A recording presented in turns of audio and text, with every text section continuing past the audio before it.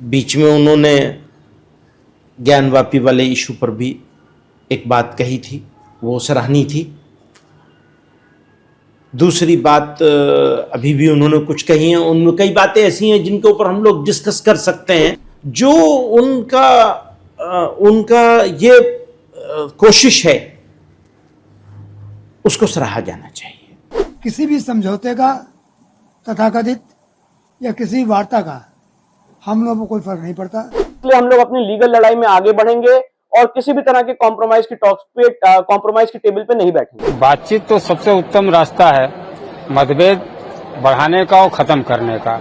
अगर ये पहल मदनी जी की तरफ से है तो कहा जाए कि अच्छी सोच है उनकी। ये वार्ता का नाटक करके यह मुकदमे को ढीला करना चाहते हैं, इसकी कार्रवाई को अवरुद्ध करना चाहते हैं। संवाद का तो हमेशा सतत प्रयास चलता ही रहना चाहिए विपरीत परिस्थितियों में। किनमें समझौते की वार्ता चल रही है, इस बारे में मुझे कुछ नहीं मालूम है। तो मैं इतना स्पष्ट कर देना चाहता हूं कि मैंने और मेरी लीगल टीम ने उन सारी मंदिरों को जिनको तोड़कर मस्जिदें बनाई गई हैं गुलामी काल में, उन एक एक को वापस लेने के लिए हम आगे बढ़ चुके हैं। हमारा प्रण है, संकल्प है और ईश्वर के नाम पर निकल चुके हैं और एक भी मंदिर छोड़ने का सवाल नहीं आता।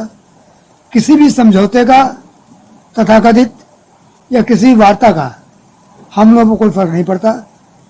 मैं स्पष्ट करना चाहता हूं, फिर किसी मंदिर की जमीन के बारे में समझौता करना किसी हिंदू के आधिपत्य में नहीं है, अधिकार में नहीं है। तो जमीन मंदिर की भगवान की होती है और भगवान की जमीन के बारे में कोई मनुष्य समझौता करके दूसरे को नहीं दे सकता। जो मंदिर एक बार बन चुकी है वो मंदिर है, आज भी है। उन एक को वापस लेना हर हिंदू की ड्यूटी है, कर्तव्य है कि उसको वापस ले। हम इस दिशा बढ़ चुके हैं और हम किसी प्रकार का समझौता न विश्वास करते हैं, न करेंगे, न कोई भी केस इसी प्रकार से वापस होगा। देखिए, हम और हमारी पूरी लीगल टीम और हमारे जितने याचिकर्ता हैं, वो ज्ञानव्यापी हो, चाहे वो मथुरा हो, चाहे वो संभल हो, चाहे वो भोजशाला हो, चाहे वो अलग अलग जगह जहाँ पे मंदिरों के रेस्टोरेशन के रिवाइवल के केस चल रहे हैं, उसमें भी किसी भी तरह से कोई भी कॉम्प्रोमाइज के लिए या बातचीत के लिए हम लोग तैयार नहीं है। उसका कारण ये है कि जिन लोगों ने इस्लामिक अतिक्रमण करके हमारे जो देवता के स्थल थे उसको कब्जा किया, वहां पे कोई भी बातचीत नहीं हो सकती है। राम मंदिर के केस में हम लोग ने पूरा देखा कि किस तरह से बातचीत का दौर चला और उसके बाद हमारा केस कमजोर हुआ। 5 एकड़ की ऑल्टरनेट लैंड दी गई। तो मेरा प्रश्न ये है कि जिस तरह से काशी विश्वनाथ में, मथुरा श्री कृष्ण जन्मभूमि में या अलग अलग जगह, चाहे वो संभल हो, चाहे वो अदीना मस्जिद हो बंगाल में, अलग अलग जगह जहां पे हिंदू मंदिर को तोड़ के मस्जिद में तब्दील किया गया है, इसमें किसी भी तरह की बातचीत कैसे हो सकती है? और बातचीत का अर्थ ये होता है कि आप कुछ चीज अपनी दें और कुछ चीज उधर से मिले।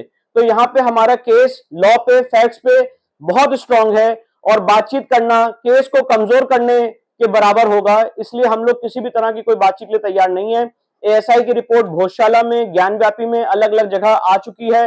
कृष्ण जन्मभूमि का केस पानी की तरह साफ है। इसलिए हम लोग अपनी लीगल लड़ाई में आगे बढ़ेंगे और किसी भी तरह के कॉम्प्रोमाइज की टॉक्स पे, कॉम्प्रोमाइज की टेबल पे नहीं बैठेंगे। देखिए, बातचीत तो सबसे उत्तम रास्ता है मतभेद बढ़ाने का और खत्म करने का। अगर ये पहल मदनी जी की तरफ से है तो कहा जाए कि अच्छी सोच है उनकी। क्योंकि जो इस्लामिक आक्रांताओं ने भारत में जो गलतियां की हैं, भारत के मंदिरों को, भारत की संस्कृति को, भारत की कहा जाए कि आत्मा को जो ध्वस्त करने का प्रयास किया था तमाम इस्लामिक आक्रांता, तो उनके द्वारा की गई गलती को आप जस्टिफाई आज नहीं कर सकते हैं। आपको कहीं न कहीं पहल, सकारात्मक रोल मुस्लिम समाज को भी आगे बढ़ के करना होगा। देखिए, जो इस्लामिक आक्रांता तो उनसे भारत के मुसलमानों का कोई लेना देना नहीं है।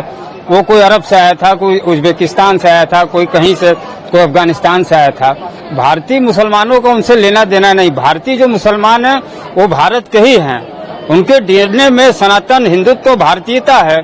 इसलिए अगर ये पहल वो कर रहे हैं, इस तरह की सोच रख रहे हैं कि बातचीत से इसको समाप्त किया जाए या इस कटुता को खत्म किया जाए, तो उत्तम पहल है। और हम तो लड़ाई हम लोग लड़ी रहे हैं न्यायालय में। भाई, न्यायालय तो हमारा विकल्प है ही।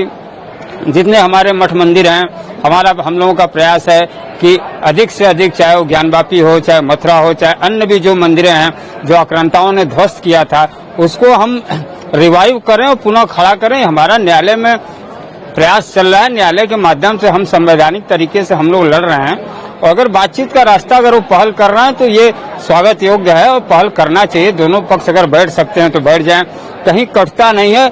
ये मंदिर मठ भी उन्हीं का है, मुसलमान इससे अपने आप को अलग न समझें। भारत के जो मंदिर है, मठ है, संस्कृति है, भारतीय है, सब मुसलमानों का है। ये एक अरब की संस्कृति नहीं है।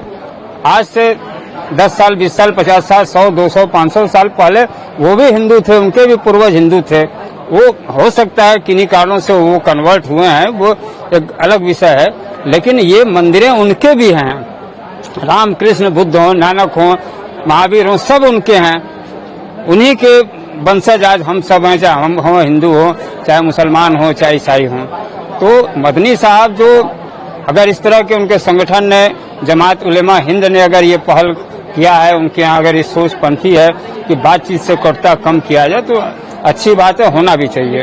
देखिए, सबसे पहले मैं मदनी जी को कह रहा हूँ कि ये खाली बात से कहना चाहते हैं कि रियल में करना चाहते हैं।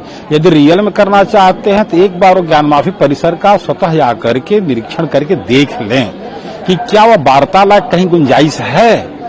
चीख चीख करके वहां दीवारें कह रही हैं कि मंदिर के भवनावशेष पर मस्जिद बनाने का प्रयास किया गया। अंग्रेज के समय अंग्रेज का जो जिलाधिकारी थे, उन्होंने लिख करके दिया कि यह हिंदुओं का मंदिर है, हिंदुओं को सौंप दिया जाए। एएसआई सर्वे हुआ, साधारण सर्वे हुआ, सब में मंदिर के साक्ष्य मिले। अब इसमें वार्ता करने की क्या है, कुछ रह गया है? अरे जाकर के सीधे एक बार दर्शन करें और अपने मजहब के लोगों को समझावें कि हिंदुओं को सौंप दें। अब वार्ता वहां होती है जहां कुछ अवशेष मस्जिद और मस्जिद दोनों के होते हैं। वहां पर अगर आप, आज भी मैं कह रहा हूं, फोटो भी देखे होंगे, आप लोगों के न्यूज द्वारा भी दिखाया जा रहा है कि जिसको मस्जिद कहते हैं उसका पश्चिमी द्वार चीख चीख के कह रहा है कि मैं मंदिर का अवशेष हूं। खंडहर बता रहा है कि मंदिर का अवशेष हूं। दीवारें पर घड़ी, घंटा, कलश, हाथी बने हुए हैं। जो एएसआई सर्वे में कम से कम 850 पेज का रिपोर्ट लगाया गया है, उस उन्होंने स्पष्ट लिखा अपने फाइंडिंग में कि मंदिर के अवशेष पर मस्जिद बनाने का प्रयास किया गया। तो उसका पढ़ लें, साधारण सर्वे पढ़ लें, एक बार दर्शन कर लें। तो अगर उनको वार्ता जैसा लगता हो तो वार्ता करना कहीं से कोई दिक्कत बुरा नहीं है, लेकिन वह हिंदुओं को सौंप दें और सौंप करके भाईचारा का निबंधन करें, नहीं तो विथ कास्ट उनको सौंपना पड़ेगा। मामला तो कोर्ट में है, कानूनी लड़ाई आप लोग लड़ रहे हैं। एक तरफ अंजुमन इंतजामिया मसाजिद कमेटी कहता है कि हम इतनी आसानी से थाली में परोस के नहीं दे सकते, तो क्या लगता है कि अभी वो स्थिति है कि बैठ के बात करने से हल निकल सकता है? जब एक तरफ कह रहे हैं कि हम थाली में परोस के नहीं दे सकते हैं, अंजुमन इंतजामिया कहे भी हैं, उनके सचिव कहे हैं, उनके सचिव एएसआई सर्वे जो साधारण सर्वे हो रही थी, तो कहे कि सर्वे मेरे सीने पर होगा, होने नहीं देंगे, गर्दन कटा देंगे, नहीं होने देंगे। तो वार्ता कैसे होगी? वार्ता तब होगी जब आप सत्य को स्वीकार करके चलेंगे। वार्ता तब होगी जब सत्य इतिहास के पथ पर चलेंगे कि इतिहास क्या कहती है, सत्य क्या है, सामने क्या है, तब न होगी। ये वार्ता का नाटक करके यह मुकदमे को ढीला करना चाहते हैं, इसकी कार्रवाई को अवरुद्ध करना चाहते हैं, क्योंकि अभी 350 साल हो चुका। 400 साल तो लड़े, हमारे अयोध्या की लड़ाइयां लड़ी गई, उसके बाद लास्ट में निर्णय हुआ, मंदिर बना। अभी भी कहते हैं नहीं हो। ये तो स्पष्ट है कि मंदिर है, और मंदिर तो सौंप दिया जाए, देख लें, अपना वार्ता का करना है उनको सौंप देना है। और ये सिर्फ वार्ता का नाटक करके मुकदमे की कार्रवाई को रोकना चाहते हैं, अवरुद्ध करना चाहते हैं। पहले तो अपने तरफ से तैयार हो जाए। उनका कई मदनी जी का स्टेटमेंट आ जाइए, उनका अंजुमन इंतजामिया सचिव का स्टेटमेंट कुछ और आता है। साधारण सर्वे और एएसआई सर्वे हुआ, एएसआई सर्वे 90 दिन का हुआ, एक एक बिंदुओं पर, एक एक चीज पर देखा गया, कहीं मस्जिद का अवशेष नहीं मिला। मतलब आप ये सीधा कह सकते हैं कि अगर कुछ अवशेष मस्जिद का होता तब वार्ता हो भी एकदम, कोई भी अवशेष होता, कुछ भी होता, न वह वक्फ की संपत्ति है। कभी कहते हैं कि औरंगजेब यहाँ का बादशाह था, तोड़ के बनाया, तो बनाया तोड़ करके तो मस्जिद मंदिर को पूरा मलबे समेत हटा के बनाता। क्या जरूरत है खंडहर छोड़ देने का? आज वो खंडहर चीख चीख कर रहा है, अपमानित करके कह रहा है कि मैं मंदिर का भग्नावशेष हूँ, मंदिर हूँ। मस्जिद में पढ़ा जा रहा है। एक तो लोग कहते हैं कि हम लोग विवादित जगह पर नमाज पढ़ेंगे तो खुदा कबूल नहीं करता है। फिर कहते हैं कि मेरा मजहब कहता है कि जहाँ चित्र कलाकारिता नहीं होनी चाहिए, प्लेन होना चाहिए। तो उनकी कथनी और उनके लोगों के फॉलोअर में हम लोग को समझ में, व्यक्तिगत मुझे समझ में बहुत कम आ रहा है। जो कहते कुछ और हैं, उनका मजहब का परिभाषा कुछ और बताता है, प्रैक्टिकल कुछ और करते हैं। जिस देश का मजहब के नाम पे विभाजन हो गया, उस देश में हम सनातनियों को एकदम अलग कर दिया गया। इस विषय पर अयोध्या, मथुरा, काशी के अलावा बहुत से ऐसे मंदिर हैं जो हमारे सभ्यतागत मानदंड के आधार स्तंभ रहे हैं, उनको कैसे छोड़ा जा सकता है? उनको अवश्य ही मदनी जी वापस करने का ऐलान कर दें। तहे दिल से उनका अभिनंदन है। भारत माता और राष्ट्र के प्रति, वंदे मातरम के प्रति निष्ठा व्यक्त करें, अवश्य है।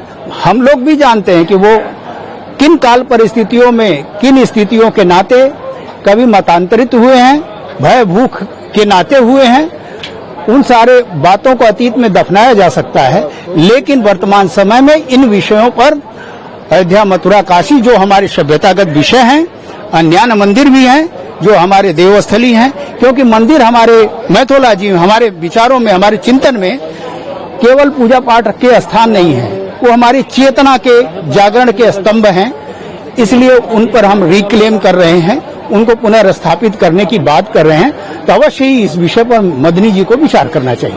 एक तरफ जहां अंजुमन इंतजामिया मसाजिद कमेटी कहता है कि हम थाली में परोस के नहीं दे सकते, दूसरी तरफ ये कहते हैं बैठ के बात कर सकते। ये सब अंजुमन इंतजामिया मसाजिद हो या मथुरा के केस में जहां हम कॉन्टेस्ट कर रहे हैं, इन दोनों ही विषयों पर जो भी फ्रेंड हमारे प्रतिपक्ष हैं, वो सब मुहरे मात्र हैं। उनको इंटरनेशनल फंडिंग है, उनके सहयोग है, मॉरल सपोर्ट मिल रहा है, हर तरह का उनको वैधानिक सपोर्ट मिल रहा है, और बड़े से बड़े लायर उनके साथ आकस्मिक कैसे खड़े हो जा रहे हैं भाई, बिना पैसे के, बिना सपोर्ट के। तो उसके पीछे बहुत बड़े साजिश है, षड्यंत्र है। उसका समाधान करते हुए अगर खुले दिल से आ रहे हैं तो स्वागत है। और इस विषय पर हम देश के विभाजन के बाद एक देश पहला 15 अगस्त 1947 को पाकिस्तान बना, एक इस्लामिक राष्ट्र बना, और सन 1971 में जो दूसरा देश बना बांग्लादेश, वह भी इस्लामिक राष्ट्र बना। तो हम अपने को कितने तह तक जाके, कितने स्तर पे जाके बिखेरते रहेंगे, तोड़ते रहेंगे। अब वो कोई तो डेडलाइन होनी चाहिए, वो यही डेडलाइन है कि हमारे सभ्यतागत विषय उन पर हम रिक्लेम कर रहे हैं, उस पर हम पूरी तरह से दृढ़ हैं, निश्चय किए हैं कि वो हमें लौटने चाहिए। क्या वो अभी स्थिति है कि बैठ के बातचीत हो सकती है? संवाद का तो हमेशा सतत प्रयास चलता ही रहना चाहिए, विपरीत परिस्थितियों में। मैं तो कहता हूं कि इजराइल को भी फिलिस्तीनियों से लगातार संवाद करता ही रहना चाहिए, संवाद बने रहना चाहिए। और संवाद से बातें निकलती हैं, बहुत से लोगों की जो कुंठाएं होती हैं और जो विभेद होते हैं उसका समाधान होता है। इसलिए संवाद तो लगातार बनाए रखें, अच्छी बात है। इसी देश में रहना है उनको, यहाँ से छोड़ के जाना नहीं है। तो हमारे साथ रहना तो भाई सतत संवाद बनाइए और रास्ता निकालिए। इस देश के मान वर्धन का जो हजारों वर्षों की सभ्यता है उसका सम्मान करिए।